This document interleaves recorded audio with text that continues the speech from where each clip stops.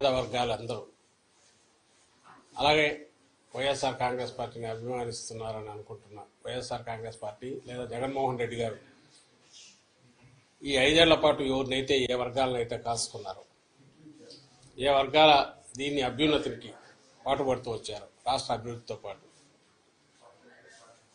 వాళ్ళు ఎంత ఉత్సాహంతో పోలింగ్లో పార్టిసిపేట్ చేశారు. అందులో ముఖ్యంగా మహిళలు పోలింగ్ పర్సెంటేజ్ ఇవన్నీ చూసిన తర్వాత ఎవరి అంచనాలు వాళ్ళు వేసుకోవచ్చు. మాకైతే ఖాయంగా కనపడుతోంది గవర్నమెంట్ వస్తుంది, చాలా బాగా వస్తుంది. మొన్నటికి అంత కూడా జరిగింది, మిగిలిన చోట్ల జరిగిన చోట్ల కూడా పోలింగ్ పర్సెంటేజ్ పెరిగాయి. ఓటింగ్ జరిగే శాతాన్ని బట్టి చూసి యాంటీ ఇన్కంబెన్సీ అనుకుందామంటే మీరు గమనించిన జగన్మోహన్ రెడ్డి గారి మీద అంత వ్యతిరేకత పెంచుకుని ఈ వర్గాలు ఏ వర్గాల కోసం అయితే నిలబడ్డాడు వాళ్ళు రావడానికి అంత ఇది రీజన్ కనపడతా లేదు. వీళ్ళందరూ చంద్రబాబు నాయుడు కానీ ఆయన పార్టీ కానీ పెట్టిన సూపర్ 6 అనే ఇది కానీ లేదా ఆయన అర్జెంటుగా తెచ్చుకోవాలని వాళ్ళ కోరికుందా అని చూద్దామంటే అంతా అటువైపు కనపడలేదు. ఎందుకంటే చంద్రబాబు నాయుడికే తన అజెండా మీద నమ్మకం లేదు. ఆయన సూపర్ 6 గురించి కూడా ప్రచారం చేసుకోవాలి. ఆయన ఎంతసేపు ఉన్నా జగన్మోహన్ రెడ్డి గారి మీద వ్యక్తిగతంగా దాడులు లేదా వివేకానంద రెడ్డి హత్యను ఇంకా గొడ్డలు ఎనడము, ఇంకోటి కుటుంబం దీన్ని వాళ్ళకి సంబంధించిన కుటుంబ సమస్యలు తీసుకొచ్చి పెట్టడము, లేదు లాస్ట్లో ల్యాండ్ టైటిలింగ్ యాక్ట్ అని ఇంకోటి తీసుకొచ్చి ఒక అర్థం లేని ఇది దేన్నైతే వాళ్ళు ఆ రోజు సపోర్ట్ చేశారు, దేన్నైతే ఈరోజు ఐ థింక్ నీతి ఆయోగ్ వాళ్ళ దాంట్లో కూడా ఉంది, దాన్ని ఒక ఇష్యూ కింద చేసి ఆయన ఇచ్చిన హామీలే గట్టిగా చెప్పుకోలేని వచ్చాడు. ఎందుకంటే ఆయనకే నమ్మకం లేదు. ఇంతకుముందు కూడా చెప్పాం, అది హామీలను అమలు చేస్తాడే నమ్మకం జనానికి లేదని, ప్రజలకు లేదని. అది ఆయనకు అవగాహన ఉంది కాబట్టి అది వదిలేసి కేవలం వైఎస్ఆర్ కాంగ్రెస్ పార్టీని లేదా వైఎస్ఆర్ కాంగ్రెస్ పార్టీ నాయకులను, అందరికంటే ముఖ్యంగా జగన్మోహన్ రెడ్డి గారిని వ్యక్తిగతంగా దూషిస్తూ మొత్తం వాళ్ళ క్యాంపెయిన్ అంతా దాంట్లో నడిచింది. సో ఆ నేపథ్యంలో ప్రజలు ఆయన ఇచ్చిన హామీల మీద నమ్ముకొని వచ్చింటున్నారనడానికి అది కనపడట్లా. ఉంటే ఆయనే చెప్పేవాడు దాని గురించి, వాళ్ళు దాని గురించి మాట్లాడేవాడు. వేరే మా నాయకుడు ఆయన మొత్తం ఒకే థీమ్ మీద మీరు గమనిస్తే ఈ 5 ఏళ్ల పాటు తాను రాష్ట్ర అభివృద్ధికి సంక్షేమం ద్వారా లేదా మొత్తం డీసెంట్రలైజేషన్ ఆఫ్ పరిపాలన సుపరిపాలన అందించడం ద్వారా తాను ఏం చేశాడో ఇవే చెప్పాడు. ఇవి కంటిన్యూ కావాలా అనుకుంటే నన్ను దీవించండి అని అడిగాడు. ఈ థీమ్ బలంగా కంటిన్యూస్ జనంలోకి వెళ్తూ వచ్చింది. మేము ఎప్పుడు చెప్తుండేవాళ్ళం కదా, 87% లబ్ధిదారులు ఏదో ఒక రూపంలో బెనిఫిట్ పొందిన వాళ్ళందరూ అవును ఇది నిజం అనుకున్నారు.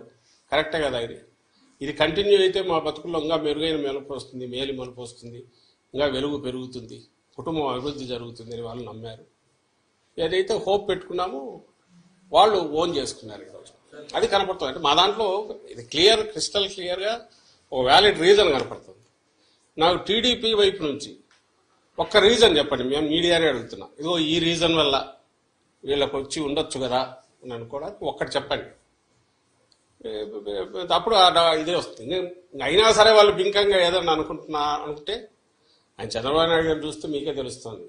ఆయన ఈ మధ్య మామూలుగా అయితే ఆయన బయటికి రాగానే ఎన్నికలు రాగానే 2000 చూపించి విక్టరీ సింబల్ ఏదో చూపించాల్సిన ఆయన హత్య ఇట్లా ఆయనకు డౌట్ వాళ్ళకు తెలుస్తుంది.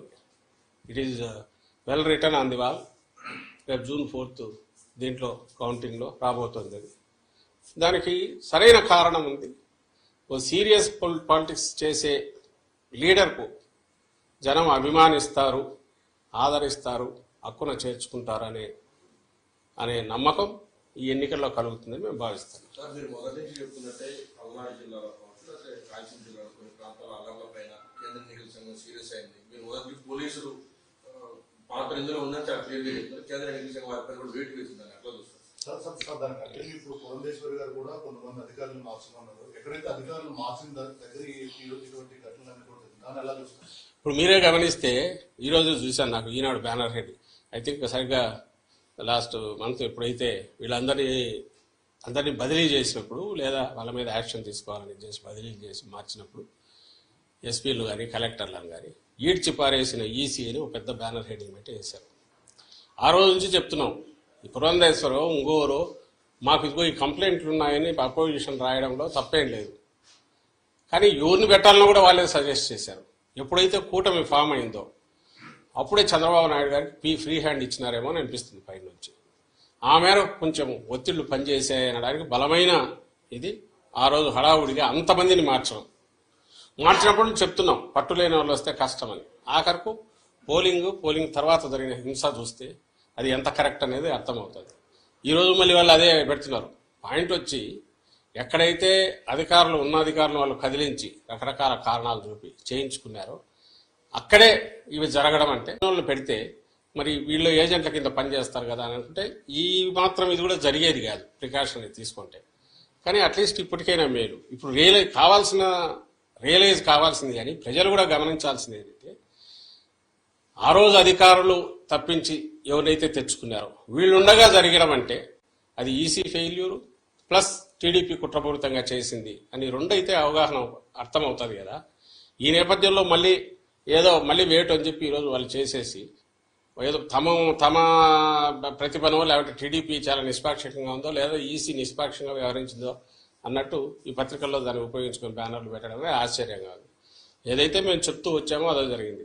వైఎస్ఆర్ కాంగ్రెస్ పార్టీ మళ్ళీ చెప్తున్నాం, జగన్మోహన్ రెడ్డి గారు కానీ మా పార్టీ కానీ ఎట్టి పరిస్థితుల్లోనూ ప్రజలములో మమయమై ప్రజల ఆకాంక్షలకు తగినట్టు ప్రజలకు దీనికి తగినట్టు చేసి తద్వారా బ్లెస్సింగ్స్ తీసుకొని మళ్ళీ పాలనలో కొనసాగాలనుకుంటామే తప్ప ఇట్లా అడ్డగోలుగా వ్యవస్థల్లో దూరో ఎవరినో ఎస్పీలను పెట్టుకునో 3 కలెక్టర్లను పెట్టుకునో దాని ద్వారా ఎన్నికలు మేనేజ్ చేసి రిజల్ట్స్ ఏవో వస్తాయి అనుకోను ఇప్పటికి కూడా రాస్తున్నాడు ఆయన. ఆశ్చర్యం వేస్తుంది. ఈ ఆఫీస్ ఏదో అప్గ్రేడ్ చేయొద్దు మొన్న రాశాడు. ఇది పథకాలు ఆపేసి కాంట్రాక్టర్లకు బిల్లులు పే చేస్తున్నారు.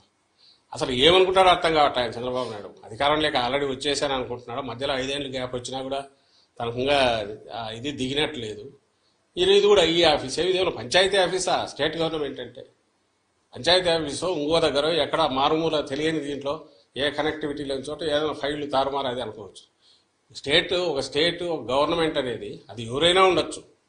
రికార్డులన్నీ మాయమైపోతున్నాయి. ఈ ఆఫీస్ అప్గ్రేడ్ చేయొద్దు అంటే ఏదో ఈయన వచ్చేస్తున్న ఇంప్రెషన్ ఇస్తా స్టేట్మెంట్లు ఇవ్వడం లేదా గవర్నర్ కొందరికి లెటర్లు రాయడము.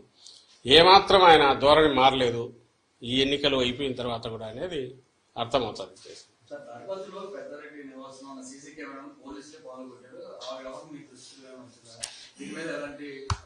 అది అన్యాయమైన ఇది. సీసీ కెమెరాలు అనేవి అది వీళ్ళు చేసిన పనే. వాళ్ళకి కావాల్సిన వాళ్ళని వీళ్ళని తీసుకొచ్చో అక్కడ పెట్టుకొని దౌర్జన్యానికి దిగి హింసాకాండ క్రియేట్ చేసి భయోత్పాతం క్రియేట్ చేయడము, దాంట్లో నుంచి ఏదైనా లాభం పొందాలని చూడడం ఏదైతే ముందు నుంచి టీడీపీ నేచర్ ఉందో ఇక్కడ కూడా అదే కనపడుతుంది. సీసీ కెమెరాలు ఉండేదే ఎవరైనా నేరం ఏదైనా జరిగితే దాన్ని పట్టుకోవడానికి ఉపయోగపడాల్సినవి. పోలీసులు పోయి దాన్ని పగలగొట్టడం అంటే ఇంకా అంతకంటే ఘోరం ఏమైనా ఉంటుందా? దాని మీద ఈసీకి మళ్ళీ కంప్లైంట్ పెడుతున్నాము, ఇది చేస్తాం. కానీ ఈ మొత్తం ఈ 10-15 ఈ మన ఎన్నికలు అయినప్పటి నుంచి జరుగుతున్నవి చూస్తే మాత్రం టార్గెటెడ్గా తెలుగుదేశం పార్టీ ఈ ఎలక్షన్ కమిషన్లో తనకు మేము చెప్తున్నాము. ప్లస్ అన్నిటికంటే ఇదేంటంటే ఎవరు మన తెలుగుదేశం పార్టీ కూడా ఆ రోజు సపోర్ట్ చేసింది. అది కూడా మేము తెచ్చి చూపించాము.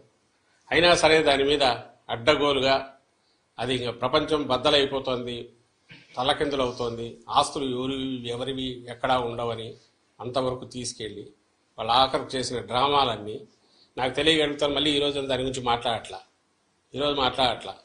అయిపోయింది వాళ్ళ పని. దాని పని దాంట్లో 2 తెలుస్తాయి. నేను ఇంతకుముందు అన్నట్టు వాళ్ళు ఇచ్చిన ప్రామిసుల మీద వాళ్ళకు నమ్మకం లేదు. వాళ్ళను జనం తెలుగుదేశం పార్టీని నమ్ముతున్నారనే నమ్మకం కూడా వాళ్ళకి లేదు. బెదరగొట్టడం ద్వారా ఏదో చేయాలని, భయపెట్టడం ద్వారా ఏదో జరగబోతుంది చేయాలని ల్యాండ్ టైటిలింగ్ యాక్ట్ అనేది అది వచ్చేసింది. అది వస్తే మీ బతుకులన్నీ ఇదైపోతాయి, మీ ఆస్తులు మీవి కాదని ప్రచారం చేయాలని చూశారు. ఆ నెగిటివ్ దాంట్లో పడి వాళ్ళు కొట్టుకుపోయినారు. దాని రిజల్ట్ ఏదన్నా ఉంది అంటే అది తెలుగుదేశం పార్టీకి నష్టం జరిగింది అనేది పోలింగ్ చూస్తే అర్థమవుతుంది. ఈరోజు ఆఖరికి అర్థమైందిగా. అంటే నీతి ఆయోగ్ వాళ్ళే ఆర్టీఐ యాక్ట్ కింద ఎవరో పెడితే క్లారిఫికేషన్ ఇస్తే దాన్ని వాళ్ళు కూడా మేము సపోర్ట్ చేస్తున్నాం మంచి ఇదని వాళ్ళు అన్నారు. ఇది రియాలిటీ వాస్తవం ఏదంటే 5 ఏళ్ళు బ్రహ్మాండంగా ప్రజలను రాష్ట్రాన్ని కాసుకోవడము, రాష్ట్ర అభివృద్ధికి కానీ సంక్షేమానికి కానీ కట్టుబడి ఉండడము, ఏది చేసినా ప్లెయిన్గా ఉండడము, దిక్కుమాలిన కుట్రలో కుతంత్రాలో ఇలాంటివి చేయకుండా ఉండడము ఇది జగన్మోహన్ రెడ్డి గారి లక్షణం. చంద్రబాబు నాయుడు ఏమో దానికి పూర్తి రివర్స్. ఆయన ఏది చేసినా దాన్ని ఓ పీక్కు తీసుకెళ్లి గోబెల్స్ తరహాలో ఒక అబద్ధాన్ని పదే పదే చెప్పి అది నిజమని నమ్మించి ఆ ప్రాసెస్లో తను బయటపడాలనుకుంటాడు. బయటపడడం కాదు, మునుగుతాడని ప్రతిసారి రుజువు అవుతున్నా కూడా ఆయన అదే ప్రయత్నం చేస్తాడు. ఇప్పుడు కూడా దానికే పోయాడు. అంతకంటే ఫార్స్ ఏది ఉండదు ల్యాండ్ టైటిలింగ్ యాక్ట్ మీద అతను ఆడిన డ్రామా. ప్రతి ఒక్కరికి తెలుసు ఈ బిల్డింగ్ ఎవరిదో రెంట్కి తీసుకున్నావు, వాళ్ళ ప్రకారం ఈయన భయపడి ఉండాలి. ఆ పక్కన పొలం ఉంది, వాళ్ళు భయపడి ఉండాలి. ఇంకో పక్క ఎవరు భయపడతారు? ఎవరి ఆస్తులకు ప్రమాదం వచ్చింది? ఏమీ రాలే. అయినా సరే ఈయన క్రియేట్ చేసిన ఒక ఫాల్స్ దీన్ని అబద్ధాన్ని పదే చెప్పేసి రాష్ట్రం అంతా అతలాకుతలం అయిపోతుంది ఇంప్రెషన్ తీసుకొచ్చి ఆ దీంట్లో జరిగింది ఏదే అంటే తనే కొట్టుకుపోయినాడు. అది రేపు June 4th తెలుస్తుంది. ఇలాంటి ఫార్సికల్ దీనివల్ల ఇంకో దానివల్ల ఏం కాదు అని ప్రజలకు ఏదన్నా కావాలంటే సీరియస్ పాలిటిక్స్ చేస్తేనే వాళ్ళ పాలిటిక్స్ చేసిన వాళ్ళకి కానీ ఆ పార్టీకి కానీ జనం బ్లెస్సింగ్స్ ఉంటాయి. ప్రజలకు కావాల్సింది కూడా అలాంటిదే తప్ప ఇలాంటి పబ్లిసిటీ ఏమంటారు దాన్ని ఏమంటారు మీడియా చేతిలో ఉందనో మౌత్ పబ్లిసిటీ దీని ద్వారానో కేవలం అబద్ధాలు ప్రచారం చేయడం ద్వారా ఎలాంటి ఇది ఉండబోదు, ప్రయోజనం ఉండబోదని ఈ ఎన్నికల్లో అది కూడా ఒకటి రుజువు అవుతుంది. రేపు June 4 మీరు ఫలితాలు చూసినప్పుడు తెలుస్తుంది. సార్ ఇప్పటికే సిట్ని నియమించారు, ఇంకా కౌంటింగ్ ప్రక్రియ సజీవంగా సాగాలంటే మరికొంత పోలీసులు కూడా బదిలీ చేయాలని కూడా నిన్న కూడినట్లు తెలుసు. మంత్రులు కూడా ఇది గవర్నర్ గారు కలిసినట్టు ఉంది. ఇప్పుడు ఒకటి సిస్టంలో మేము అనుకుంటున్నది అన్నిటికంటే ముఖ్యంగా పోలీస్ అబ్జర్వర్ తప్పించాలి. ఈసీ తరపున ఎవరైతే ఉన్నాడో రిటైర్డ్ అధికారి అతనికి ఏ బాధ్యత లేదు, వచ్చి అందరినీ అడ్డంగా కంట్రోల్ చేసి దీపక్ మిశ్రా అని పేరు ఏదో ఉంది చేయాలని చూస్తున్నాడు. దానివల్ల కొంతమంది అటు లీనింగ్స్ ఉన్న వాళ్ళు లేదా వాళ్ళ కుట్రల్లో పార్ట్ అయిన వాళ్ళు కొంతమంది ఉండొచ్చు అధికార వ్యవస్థలో, కొంతమంది రికార్డులో ఏం రాస్తారో పై నుంచి ఎలక్షన్ కమిషన్ పరిధిలో ఉంది రేపు కౌంటింగ్ అయ్యేంతవరకు కాబట్టి కోడ్ ఉన్నంతవరకు అనే భయంతో కూడా వాళ్ళ దీనికి లొంగి చేయొచ్చు. కాబట్టి అందరు అధికారులను కేవలం ఎలక్షన్ కమిషన్ పరిధిలో ఉంది కాబట్టి అధికార యంత్రాంగం అంతా అట్లా ఉందని మేమైతే అనం. అదేదో కొంచెం ఎందుకంటే చూసాము 5 ఏళ్ళు ఇది ఇటాల్ రౌతు కొద్దీ గుర్రం అన్నట్టు ఎవరు కంట్రోల్ చేస్తున్నారో ఎవరైతే పైన ఉంటారో వాళ్ళ మీద కంట్రోల్ చేసేవాళ్ళు దానికి తగినట్టు బ్యూరోక్రసీ పనిచేస్తుంది. చిన్నవి పొలిటికల్ ఉండేవాళ్ళు కొంతమంది ఉండొచ్చు. అయితే దాన్ని ఆసరా చేసుకుని ఎలక్షన్ కమిషన్ పరిధిలో ఉంది కాబట్టి తెలుగుదేశం పార్టీ కొంతమంది వాళ్ళ ఏజెంట్ లాంటి వాళ్ళను వాళ్ళకి లొంగిన వాళ్ళలో పెట్టుకుని కొంతమంది ఈ ప్రాసెస్లో వీళ్ళతో గొడవ ఎందుకు ఎలక్షన్ కమిషన్ ఏం రిమార్క్స్ రాస్తుందని భయపడి కొంతమంది అధికారులు దానికి ఇచ్చేసింది. మాకు కావాల్సిందల్లా ఏంటంటే ఒక ఫేజ్ అయిపోయింది. వైఎస్ఆర్సీపీకి సంబంధించినంత వరకు పీస్ఫుల్ ఎలక్షన్స్ పోలింగ్ అండ్ పీస్ఫుల్గా అన్నీ జరిగితే అంటే అడ్వాంటేజ్. ఎందుకంటే మేము స్ట్రైట్ పాలిటిక్స్ ప్లే చేసేవారు, కుట్రలు తెలియదు, ఓపెన్గా ఉంటాం పార్టీ యాజ్ సచ్. ఎందుకంటే లీడర్ అట్లా ఉంటాడు కాబట్టి దాపరికాలు ఉండవు. ఒకటే లైన్ ఏదన్నా ఉంటే అది చెప్తారు, చెప్పిందే చేస్తారు. ఇన్ని ఉన్న వాళ్ళము మేము ఒకరిద్దరు అధికారుల మీద డిపెండ్ అయ్యో లేక అధికారుల వ్యవస్థను లోపరుచుకోనో వ్యవస్థను మేనేజ్ చేయడం ద్వారానో ఏదో చేయాలని అయితే మా పార్టీ ఎప్పుడు అనుకోదు, మా నాయకుడు ఎప్పుడు అనుకోడు. అది అందరికీ ఈ 10-12 ఏళ్లలోనే ప్రజలకు అందరికీ అవగతమైంది. ఆ దుర్లక్షణం ఉండేది వ్యవస్థలను పాడు చేయడము, మేనేజ్ చేసుకోవడము, మ్యానిపులేట్ చేయడము, తద్వారా పవర్లోకి రావాలనుకోవడం, దాంట్లో బోర్ల పడడం, మళ్ళీ అయినా సరే బుద్ధి రాకపోవడం. అది తెలుగుదేశం పార్టీకి చంద్రబాబు నాయుడు లక్షణం. కాబట్టి మేము అధికారులందరినీ మార్చమనడము ఓటింగ్ కూడా అనం. ఎన్నికల కమిషను బాధ్యతాయుతంగా వ్యవహరించింటే, కమిషన్ అంటే I'm not saying commission per se total, దాని తరపున ఎవరైతే డెప్యూట్ చేశారో వాళ్ళు కొంచెం డిస్క్రిప్షన్ యూజ్ చేసి నిష్పాక్షికంగా కంప్లైంట్లు వస్తే లోతుగా చూసి, అలాగే దానికి ఆల్టర్నేటివ్ ఏదైనా చేసేటప్పుడు అది కూడా లోతుగా చూసి, అంపైర్ అనేవాడు బ్యాలెన్స్ ఎట్టున్నారు అట్లా ఉండగలిగి ఉంటే ఈ పరిణామాలు హింస ఇవి జరిగేవి కాదు. ఇప్పటికైనా అలాంటివి జరగాలంటే ఆ పోలీస్ అబ్జర్వర్ను మార్చాలనేది మా విజ్ఞప్తి. ఆల్రెడీ అది కూడా ఎలక్షన్ కమిషన్ పంపించాం, ఈ రోజు కూడా మళ్ళీ పెడుతున్నాం. అది జరిగితే మిగిలినవన్నీ గాడిలోకి అవే పడతాయి. అండ్ కౌంటింగ్లో అట్లా మాది శక్తివంతమైన పార్టీ, గట్టిగా ఉంటారు, అందరూ ఏజెంట్లు ఎక్కడికెక్కడ కూర్చుంటారు. మేమే అధికారాన్ని నమ్ముకొని దాని ద్వారా ఏదో చేయాలనుకునే వాళ్ళం కాదు. పార్టీ వ్యవస్థాగతంగా ఉంది, కింద అభ్యర్థులు స్ట్రాంగ్గా ఉన్నారు కాబట్టి అక్కడ ఏదో జరుగుతుంది ఇదేం మాట్లేదు. దాన్ని ఎదుర్కోలేనంత దీంట్లో దీంట్లో కూడా పార్టీ లేదు. ఓన్లీ థింగ్ ఈజ్ దానికి అవకాశం లేకుండా చేయడం అనేది ఎన్నికల కమిషన్ బాధ్యత. అది ఆ బాధ్యత సక్రమంగా నిర్వర్తించాలని అయితే మేము కోరుకుంటాం.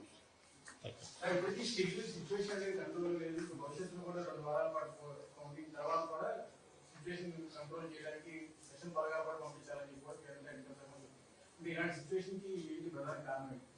పోలింగ్ అయిపోయింది, కౌంటింగ్ కూడా అయిపోతుంది. ఎప్పుడైతే ప్లేయర్స్ పక్కన అంపైర్ అనేవాడు కొంత ఒక వర్గం వైపు పోతాడో అప్పుడు ఏదైనా జరిగే అవకాశాలు ఉంటాయి. మధ్యలో ప్రజలు మా కోరిక కూడా అదే, ఈవెన్ ప్లే గ్రౌండ్ క్రియేట్ చేయాలా.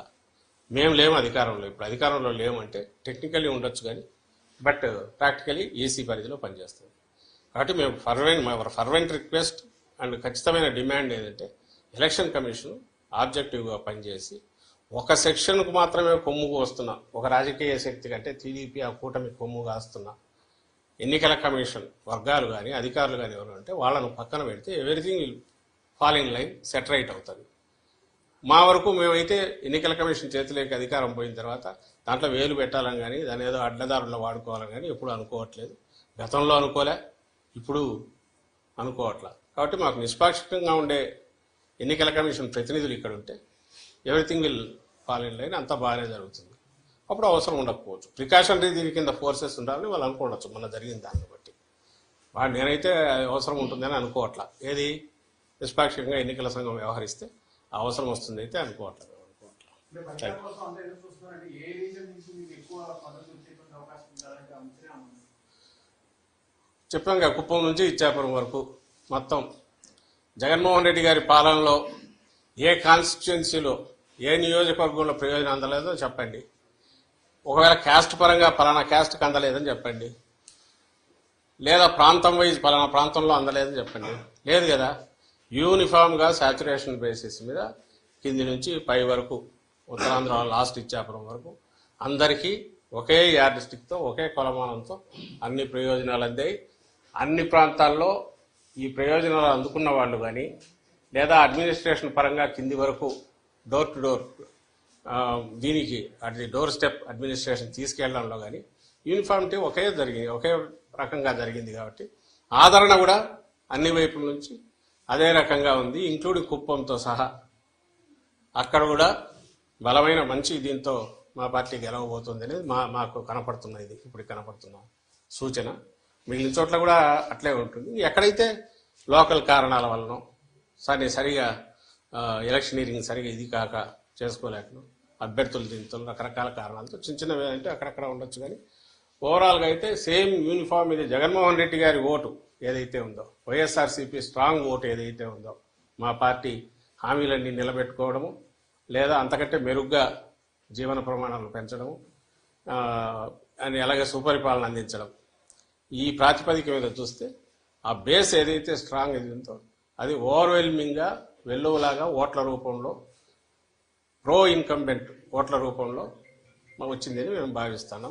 అది కనపడుతుంది. మీకు కూడా నేను ఇంతకుముందు చెప్పిందే, పర్సంటేజ్ ఆఫ్ ఓట్స్ పెరగడం, గంటలు వెయిట్ చేయడం, అలాగే మహిళలు బాగా ఎక్కువ మంది వచ్చి చేయడం. వేరే ఊరు నుంచి ఎవరెవరు వచ్చేస్తున్నారు, ఎవరు వస్తారో బస్సుల్లో వచ్చే వాళ్ళంతా ప్రయోజనాలు పొందిన వాళ్ళు, పథకాలు తీసుకున్న వాళ్ళు, బెనిఫిషియరీస్, వాళ్ళ కుటుంబాల్లో పిల్లలు మంచి చదువులు చదువుతున్నందు వల్ల, లేదంటే వాళ్ళ తల్లికి తండ్రికో పెన్షన్ నెల ఫస్ట్ కంతా జగన్మోహన్ రెడ్డి గారి పుణ్యం, ఇది పుణ్యమాని ఈ గవర్నమెంట్ మా వైఎస్ఆర్సీపీ ప్రభుత్వం పుణ్యమాని వాలంటీర్ తీసుకెళ్ళి ఇవ్వడము. అంటే ప్రతి వాళ్లకు ఒక జగనన్న ఉన్నాడు, ఈ ప్రభుత్వం ఆడుంది, మాకేం పర్లేదు, మేము ఎక్కడైనా పోయినా పని చేసుకున్నా అని చెప్పి దూర ప్రాంతాలకు పోయిన వాళ్ళు మెరుగైన వేతనాల కోసం దీనికోసం వాళ్ళందరూ కూడా ఇటు అదే పనిగా రావడం, అదంతా మీ మీడియాలో వచ్చినవే, ఓవర్వెల్మింగ్గా బయట నుంచి వచ్చారని అక్కడి నుంచి వచ్చి. ఇవన్నీ కూడా రెండే కారణాలు ఉండాలి. ఒకటి, కొనసాగుతున్న పథకాలు ఇవి రావాలి, ఇవి వస్తే సేఫ్, మా బతుకులు బాగుంటాయి, సేఫ్గా ఉంటుంది అనుకోని ఉండాలి. లేదా చంద్రబాబు నాయుడు ఇచ్చిన ఫాల్స్ ప్రామిసెస్ అని నమ్మి ఉండాలి. మీలో ఎవరైనా నమ్ముతారా? ఆయన ఇచ్చిన ప్రామిసుల మీద ఆయనకే నమ్మకం లేనప్పుడు చంద్రబాబు నాయుడుకే జనం ఎవరు నమ్మినారు? ఎక్కడ డిస్కషన్ కూడా రాలే వాటి గురించి. ఆయనే నమ్మలేదనడానికి ఇన్ని రీజన్స్ ఏం చెప్పింది. ఏది అవి వదిలేసి వేరే రకమైన వ్యక్తిత్వ హననము, లేకుంటే ఇండివిజువల్ను జగన్మోహన్ రెడ్డి గారిని టార్గెట్గా పెట్టి రోజు తిట్టడము, లేదా వైఎస్ఆర్సీపీని జనరల్గా తిడుతుండడము, ఇంతే తప్ప ఎక్కడ తాను ఇచ్చిన హామీల గురించి ఆయన కూడా ఆయన కూటమి కానీ పెద్ద ప్రచారం చేసుకోకపోవడం. ఇవన్నీ చూస్తే ఖచ్చితంగా నేను ఇంతకుముందు అన్నది కనిపిస్తుంది. అన్ని ప్రాంతాల్లో అన్ని చోట్ల వస్తేనే మేము ఆశించి లేదా మేము ఎక్స్పెక్ట్ చేస్తున్న విజయం మాకు వస్తుంది. సో అన్ని ప్రాంతాల్లో సమానంగా ఉన్నాయి, బ్రహ్మాండమైన ఆదరణ ఉంది, రిజల్ట్ కూడా అట్లాగే బ్రహ్మాండంగా ఉంటుంది అనేది మా అంచనా.